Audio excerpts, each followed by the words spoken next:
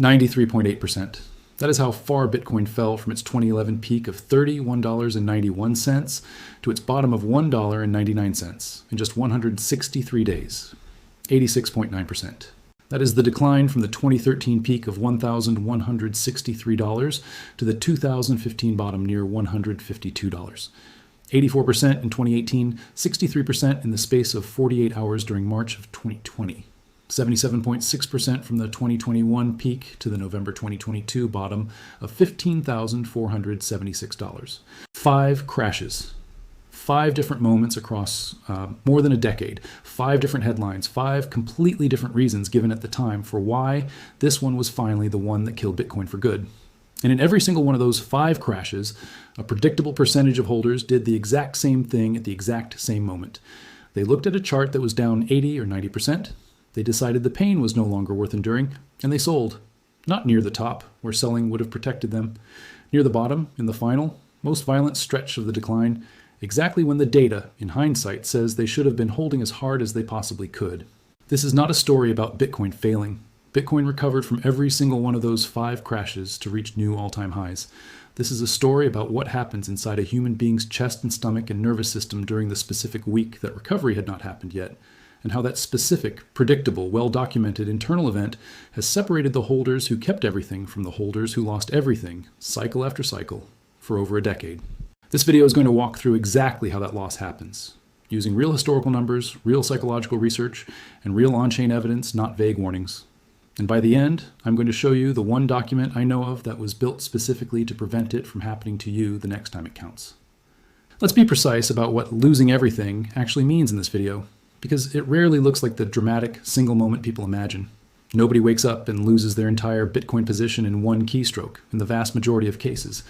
What actually happens is quieter and, in a way, worse. A holder sells a meaningful position near a cycle bottom, locks in a devastating loss, and then watches from the sidelines as the exact asset they gave up on recovers to new all-time highs within 1 to 3 years, exactly as it has after every prior crash on record. The financial loss is real, and it is large, but the psychological injury tends to be larger and longer lasting, because it is not just a number on a statement. It is the specific memory of having been right about the thesis for years, and then wrong about the timing for one single week, in a way that cannot be undone. This video is not going to tell you that fear is irrational or that you should simply be braver next time. What it is going to do is show you exactly what is happening physiologically and behaviorally during the moment people make this decision, using documented research, and then show you what the historical and on-chain record says about the holders who did not. Before we continue, I want to quickly mention something because it connects directly with what we're talking about today. A lot of Bitcoin holders believe in the long-term thesis. They understand scarcity, adoption, and why Bitcoin matters. But when the market drops 50% and fear takes over, knowledge alone is not always enough. That's exactly why I created the Bitcoin holder mindset. It's a short guide designed to help you build the discipline and mental frameworks to make better decisions during crashes, volatility, and moments of uncertainty. It just launched, so right now you can get it for $9 instead of the regular $47 price. If you want to build the mindset of a long-term holder, I'll leave the link in the description. Now, let's continue, because this next part is where things get interesting. Every one of Bitcoin's 5 major historical crashes followed the same basic shape, and it is worth walking through them side by side, because the pattern only becomes obvious once you see all 5 stacked together, rather than one at a time. The 2011 crash was triggered by a security breach at Mt. Gox, then the dominant Bitcoin exchange, where a compromised account was used to manipulate the order book and briefly crash the traded price to a fraction of a cent. Investor confidence collapsed, and Bitcoin fell from $31.91 to $1.99. To $1.99, a decline of 93.8% in 163 days. The dominant belief at the time was that the security flaw was systemic and unfixable, and that anyone still holding was, in the language of that era, delusional. Bitcoin recovered from $1.99 to $31 within 20 months. The 2013 crash arrived through a different mechanism entirely. China banned financial institutions from handling Bitcoin in December of that year. Mt. Gox filed for bankruptcy in February of the following year, revealing that roughly 850,000 Bitcoin, worth roughly 7% of all Bitcoin in existence at the time, had been lost through a separate, far larger pattern of theft than the 2011 breach. And the Silk Road marketplace had already been shut down by the FBI 2 months earlier. Bitcoin fell from $1,163 to somewhere between $152 and $164, an 86.9% decline over 410 days. The belief at the time was that sovereign nations would uniformly ban the asset and that its association with a criminal marketplace made legitimate adoption permanently impossible. Bitcoin recovered from $152 to $19,891 within 3 years, a gain of roughly 130 times from the bottom. The 2018 bear market followed the collapse of the initial coin offering mania of 2017, once the Securities and Exchange Commission began treating many of those offerings as unregistered securities. Bitcoin fell from $19,891 to $3,122, an 84% decline over 363 days. The belief at the time was that Bitcoin was purely speculative, with no underlying fundamental value, and that the 2017 run had been the final opportunity before permanent impairment.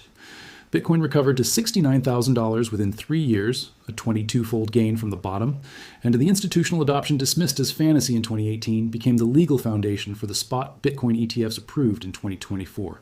The March 2020 crash remains the fastest on record. As global markets liquidated indiscriminately at the onset of the COVID-19 pandemic, Bitcoin fell 52% in 48 hours, from roughly $10,500 to $3,782, a total decline of 63% in about 30 days. The belief at the time was that Bitcoin had failed its promised role as a safe haven asset, since it fell in lockstep with equities rather than diverging from them. Bitcoin recovered from $3,782 to $69,000 within 20 months, an 18-fold gain from the bottom. The 2022 bear market unfolded in 2 phases, the first triggered by a reversal in corporate Bitcoin payment policy and a mining ban in China. The second and far larger phase driven by Federal Reserve rate hikes, the collapse of the Terra and Luna ecosystem, and the cascading failures of Celsius, Voyager, BlockFi, and finally the FTX exchange in November of that year, then the largest fraud in the industry's history. Bitcoin fell from $69,000 to $15,476, a decline of 77.6%. The belief at the time was that the FTX collapse had permanently destroyed institutional credibility in the entire asset class. Bitcoin recovered from $15,476 to $126,198. Within 3 years, a gain of approximately 715% from the bottom, and the institutional credibility declared dead after FTX went on to attract firms like BlackRock and Fidelity as direct holders. Look at that pattern once more, because it is the entire argument of this video. 5 different moments across more than a decade. 5 different specific, documented, completely real events. An exchange, security breach, a single country's ban, a regulatory crackdown, a global pandemic, a historic fraud. 5 different plausible, intelligent-sounding reasons to conclude that this particular crash was permanent. And in every single case, without exception, the conclusion that this time was different was wrong. It is worth sitting with just how convincing each of those 5 narratives actually was in the moment, because the pattern only matters if you accept that the people who sold were not fools. The Mt. breach in 2011 was not a rumor. A real compromised account was used to crash the traded price on the exchange, handling the overwhelming majority of global trading volume at the time. And there was no way, in that specific week, to know with certainty that the network's security model itself was sound, even though the exchange's security had failed catastrophically. The China ban in 2013 was not exaggerated either. It was an actual policy action from the world's second largest economy, and nobody holding Bitcoin at that moment had a crystal ball telling them the ban would eventually be softened rather than expanded globally. The FTX collapse in 2022 was, by any honest measure, the single largest fraud the crypto industry had ever produced, perpetrated by a figure who had, until days before his exchange collapsed, been treated as one of the industry's most credible spokespeople in front of Congress itself. None of the fear in any of those 5 moments was manufactured or silly. It was a rational response to genuinely alarming, well-documented events. That is precisely what makes the pattern so dangerous going forward. The next crash, whenever it arrives, will also come with a genuinely alarming, well-documented reason attached to it. And that reason will also feel like the one that is finally, actually different. None of this means every future decline will resolve the same way. And treating 5 historical recoveries as a guarantee of a 6th is exactly the kind of overconfidence this video is warning against, just aimed in the opposite direction. Market structure has changed substantially since 2011, and a sample of 5 complete cycles, while remarkable, is still a small number of data points to build absolute certainty on. Past recovery is a documented historical pattern, not a law of physics. Here's the part almost nobody explains clearly, and it is the actual subject of this entire video. Why intelligent, well-researched holders make the exact same catastrophic decision, cycle after cycle, despite knowing this history. The brain does not process a 70 or 80% portfolio decline as a data point on a chart. It processes it, physiologically, as a survival threat, using neural circuitry that predates financial markets by hundreds of thousands of years. The amygdala, a small structure deep in the brain responsible for detecting danger, can effectively override the prefrontal cortex, the part responsible for weighing evidence and considering time horizons, once a decline crosses a sufficiently sharp threshold. This override floods the body with stress hormones built for a physical emergency, not a financial one, and it happens faster than deliberate, rational thought can intervene. This explains something that otherwise looks irrational from the outside. Panic selling frequently feels like relief in the exact moment it happens. The holder is not solving a financial problem in that moment.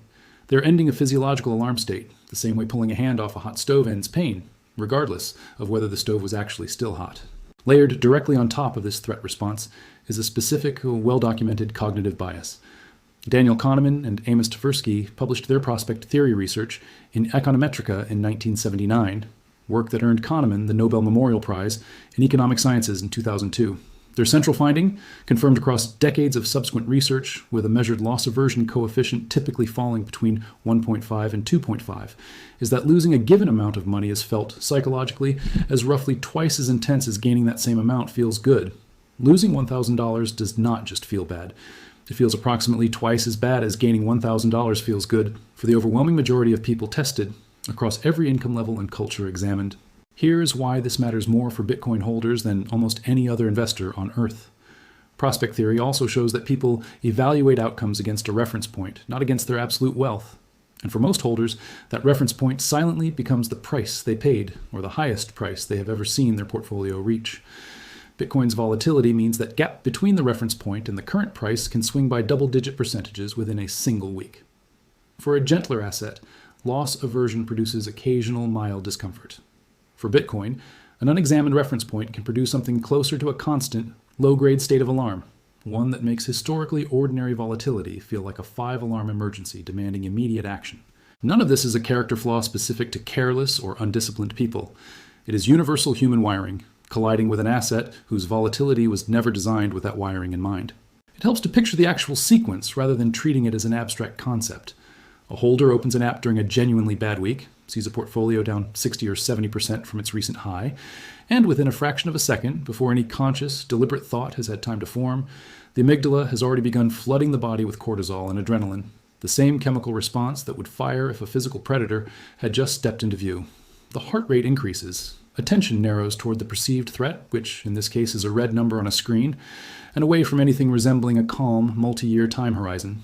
By the time the slower, more deliberate prefrontal cortex catches up and attempts to reassert control, the body is already primed for one specific action: escape the source of the alarm as fast as possible. Selling the position is not, in that moment, experienced as a financial decision at all. It is experienced as removing your hand from a hot stove, and it produces the exact same immediate physical sense of relief. Understanding the mechanism behind panic selling does not, by itself, prevent it. Plenty of people who can recite Kahneman and Tversky's findings from memory have still sold at a cycle bottom, because knowing a bias exists intellectually and neutralizing it in the specific moment your own money is on the line are two very different skills. Awareness is necessary. It is not sufficient on its own. Let me pause here for a second, because this is exactly where most investors underestimate the problem. Knowing that emotions affect your decisions is one thing. Having a system that helps you make better decisions when emotions are at their strongest is something completely different. That's what the Bitcoin holder mindset was created for. Inside, I break down the psychological traps that cause investors to panic, chase FOMO, and abandon their strategy at the worst possible moments. It also includes practical exercises and frameworks you can use before the next major Bitcoin move happens. The launch price is currently $9, and the regular price will be $47 after the launch period. The link is below if you want to check it out. Now, let's look at what actually happens to investors when fear takes control. Everything covered so far could, in theory, remain a matter of psychological speculation, if not for one specific feature that makes Bitcoin unlike almost any other asset class. Every transaction is recorded permanently on a public ledger, which means the exact behavior described in Section 2 is not just theory.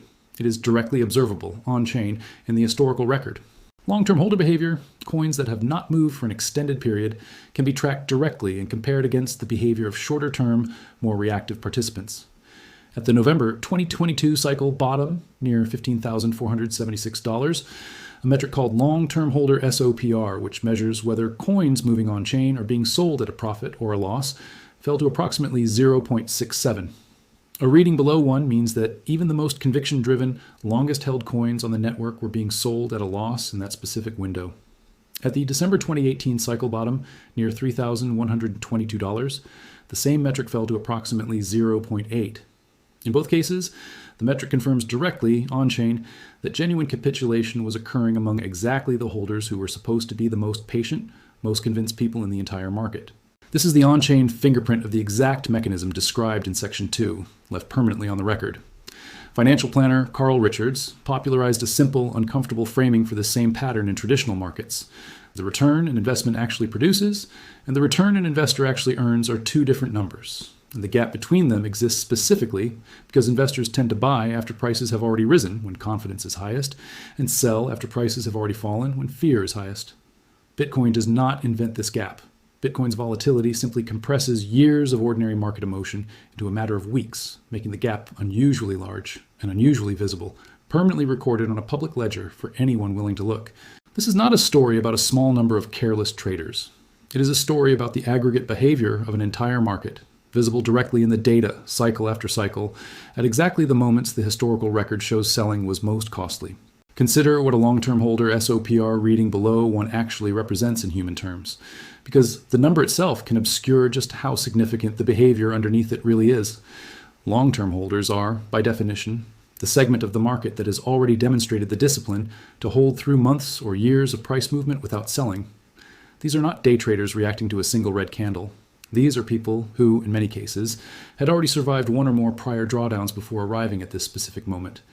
When that specific cohort's SOPR reading falls below 1, it means a meaningful share of the market's most tenured, most tested holders reached a point where the psychological pressure of the moment outweighed years of prior conviction, and they sold coins they had held through enormous gains at an outright loss during the final and most painful stretch of the decline.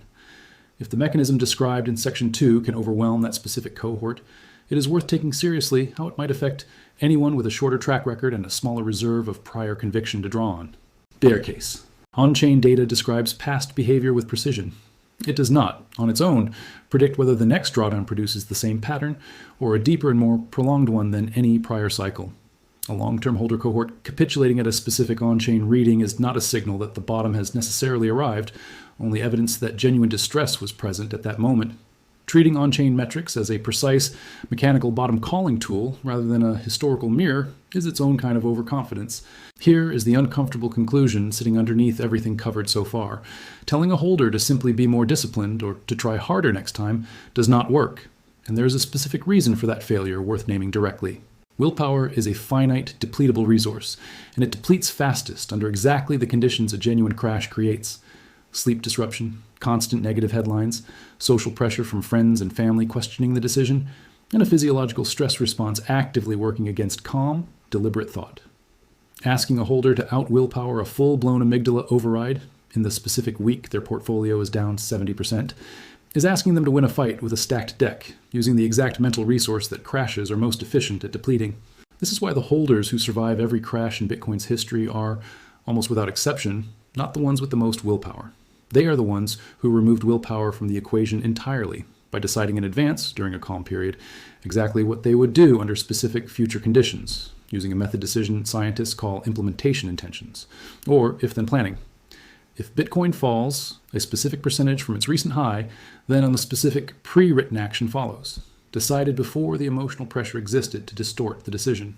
There is a useful, ancient analogy for exactly this kind of pre-commitment, worth repeating here because it captures the mechanism so precisely. In the Odyssey, Ulysses wanted to hear the siren's song without being lured by it to his death, so he did not attempt to simply resist the song through willpower alone once it began playing. He had his crew bind him to the mast in advance while his mind was still clear, and gave them strict instructions in advance to ignore any order he gave once the song actually started. The binding did the work that willpower could not have done in the moment, because the decision had already been made and locked in before the temptation arrived. A written, pre-committed Bitcoin plan functions the same way. It is not a promise to yourself that you will be strong in the moment. It is a structural decision, made while calm, that removes the need for strength entirely. The historical record from Section 1 supports this distinction directly. The holders who kept their positions through all 5 crashes were not, in any documented case, people who felt no fear at all. Fear, based on everything covered in Section 2, is not optional. It is built into the same nervous system every single holder carries. What separated survivors from the holders who lost everything was never the presence or absence of fear. It was whether a decision had already been made, in writing, before the fear arrived to make it for them. A pre-committed plan reduces the influence of panic on a specific decision. It does not guarantee the plan itself was well designed, appropriately sized, or correctly calibrated to a holder's actual financial circumstances. A poorly constructed if-then plan, followed rigidly through a genuinely deteriorating situation, is not automatically safer than no plan at all. The quality of the plan still matters as much as the existence of one. Pull every thread from this video together, and a specific, learnable pattern emerges, one that has nothing to do with luck, timing, or being naturally braver than everyone else. Holders who kept their positions through all 5 historical crashes tended to measure their thesis on the same multi-year time frame they used to justify the original purchase, refusing to let a 2-week price move overturn a 5 to 10-year thesis, since volatility measured on a daily chart looks dramatically different and far calmer once measured across a multi-year window instead. They tended to treat stress events, an exchange collapse, a regulatory crackdown, a historic fraud, as evidence about how the underlying system behaves under pressure rather than automatic proof that the thesis itself had failed, a distinction popularized by risk researcher Nassim Nicholas Taleb's framework, separating fragile systems that break under stress from anti-fragile systems that gather strength from surviving it. And they tended to focus their attention exclusively on what Stoic philosophy calls the dichotomy of control. The price itself, market sentiment, and other holders' decisions are entirely outside anyone's control, while research quality, position sizing, and one's own behavior in response to volatility remain entirely within it. None of these ideas are secret or unavailable. What is rare is having them assembled into a single, coherent operating system, built and rehearsed before the next crash arrives, rather than encountered piecemeal for the first time in the middle of one. Think about the difference between reading about a fire extinguisher and actually knowing exactly where yours is mounted. Having checked the pressure gauge last month with a specific plan for which exit you would use. Both people technically know about fire safety. Only one of them has actually converted that knowledge into something usable in the 10 seconds that matter. Every framework covered in this video exists somewhere in a book, a lecture, or a well-known investor's public interview. And what separates the holders who kept everything from the holders who lost everything was never access to the ideas. It was whether those ideas had already been assembled in writing, specific to their own position, before the smoke started. Adopting every mental model covered in this section does not make a future crash painless, and nothing in this video should be read as a promise that discipline eliminates risk. These frameworks reduce the odds of a specific, predictable, historically costly mistake. They do not and cannot guarantee a favorable outcome on any specific future occasion. Before we finish, I want you to think about one important question. After everything you just watched in this video, what happens the next time Bitcoin drops 50%? Not when you're watching charts calmly on a normal day. I'm talking about the moment when your portfolio is down, the headlines are terrifying. Everyone online is saying Bitcoin is finished, and your emotions are telling you to do something immediately. What is your plan in that moment? Because most holders don't fail because they don't believe in Bitcoin. They fail because they never created a plan for the moment when believing becomes difficult. And that is the gap. The Bitcoin holder mindset was created to solve. This is not another Bitcoin prediction guide. It is not about guessing the next move in price. It's about preparing your mind before the market tests you. Inside the book, you'll learn why smart people make irrational decisions during extreme volatility, the psychological traps that cause holders to buy with excitement and sell with fear, and the mental frameworks used to stay disciplined through every market cycle. You'll also get practical tools to help you create your own holder strategy, a framework for handling crashes, a way to recognize emotional decisions before they happen, a system to build conviction when the market is trying to break it. Because the cost of not having a plan is not $9. The real cost is making one emotional decision during the next major Bitcoin downturn, selling after a 50% drop, missing the recovery, watching Bitcoin move higher while knowing you abandoned your own strategy. That is the mistake this book is designed to help you avoid. The regular price of the Bitcoin holder mindset is $47, but because this is the launch period, you can get instant access today for just $9, and there is no risk in trying it. If you go through the book and you don't feel like you have a clearer, calmer framework for handling the next market cycle, you can get your money back. The link is in the description and pinned in the comments below. For less than the cost of a meal, you can build the mindset that protects decisions worth thousands. Get access to the Bitcoin holder mindset today and make sure your next Bitcoin decision is based on a plan, not panic. Every one of Bitcoin's 5 major historical crashes, from 93.8% in 2011 to 77.6% in 2022, was accompanied by a specific, real, intelligent-sounding reason to believe the decline was permanent. In every single case, that belief was wrong, and Bitcoin recovered to new all-time highs within 1 to 3 years of the bottom. The mechanism behind the losses was never a lack of information. It was an amygdala-driven threat response, layered with a documented roughly 2-to-1 loss aversion bias confirmed by Kahneman and Tversky's Nobel-winning research, both of which are directly visible on Bitcoin's own blockchain through metrics like long-term holder SOPR, falling below 1 at the 2018 and 2022 bottoms. Willpower does not solve this because willpower depletes fastest under exactly the conditions a crash creates. What separates the holders who kept everything from the holders who lost everything was never courage.